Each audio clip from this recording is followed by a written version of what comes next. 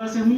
साथियों, आज यहाँ इस कार्यक्रम में आए हुए सभी अतिथियों को नमन करता हूँ और यहाँ उपस्थित सभी सम्मानीय गणों को भी नमन करता हूँ और इसके साथ अपनी बात रखता हूँ। साथियों, मैं अपने गांव में अपनी एक किराना दुकान चलाता हूँ, जिस पर मेरी किराना दुकान पर मैं 2014 तक बीड़ी, सिगरेट, गुटखा पाउच नामक खतरनाक जानलेवा जहर बेचता था। जिसके बाद ऐसा ख्याल आया कि हम गांव में सब भाइयों जैसे रहते हैं, एक परिवार जैसे रहते हैं और मैं अपने ही भाइयों को जहर बांट रहा हूं। ये ख्याल मेरे मन में आया और फिर मैंने तुरंत ऐसा निर्णय लिया कि मैं अपनी दुकान से ये सब सारे व्यसन बेचना बंद करूंगा।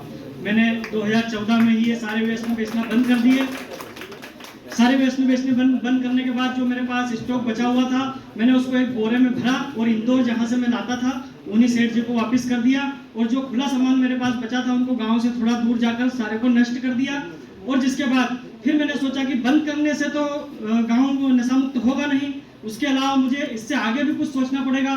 फिर मैंने अपने गांव में ही अपने घर में कुछ दिन के नशा बंद करके अपनी दुकान को चलाई और फिर कुछ नारे तैयार किए, कुछ लोग तैयार किए और फिर 10 दिसंबर 2014 को ही मैंने गांव के कुछ बच्चों को इकट्ठा किया और फिर उनके साथ पूरे गांव में नशे के खिलाफ रैली निकाली और नारों के साथ पूरे गांव को नशे के खिलाफ जागरूक करने के लिए निकल पड़ा।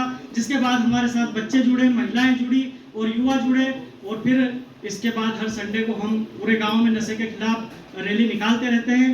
और जिसके बाद हमारे गांव में कुछ परिवर्तन हुआ है।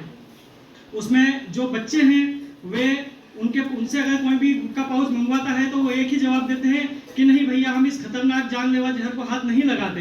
कुछ युवा जो नशे में डूबे हुए थे, ज़्यादा नशा करते थे, वो अब हमारे अभियान से प्रेरित होकर या डायरेक्ट या इनडायरेक्ट कहीं ओंकारेश्वर जाते हैं तो वहाँ नर्मदा नदी में गुटखा पाउच छोड़ कर आते हैं।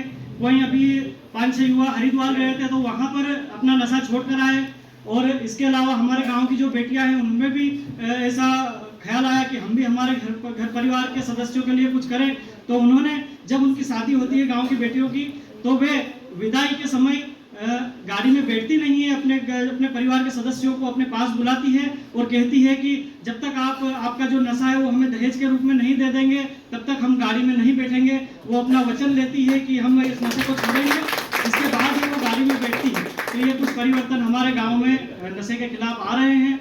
और इसके अलावा मैं कहना चाहता हूँ, मदः विनाशस्य मूलम अस्ति, अर्थात नशा ही नाश की जड़ है। साथियों, हम सब ने अपने आसपास अपने क्षेत्र में ऐसे व्यक्तियों को देखा है जिन्होंने नशे में डूबकर नशे के जाल में फंसकर अपने पूर्वजों की जमीन जायदाद तक सब कोड़ियों के दाम लुटा दिया, जो कंगाल हो गए, बर्बाद हो गए और उनकी हालत ऐसी है कि वे दाने दाने के लिए मोहताज है। इसी के साथ कहना चाहूंगा कि ऐसी चीज खाने से क्या फायदा जो खाओ तो जेब खाली, खाने के बाद भी पेट खाली, बीमार हुए तो बैंक खाली और मर गए तो घर भी खाली। नशे से कभी कुछ नहीं बना मित्रों, सब खाली खाली है, सब खाली खाली। इसी के साथ अपनी वाणी को विराम देता हूँ। जय हिंद।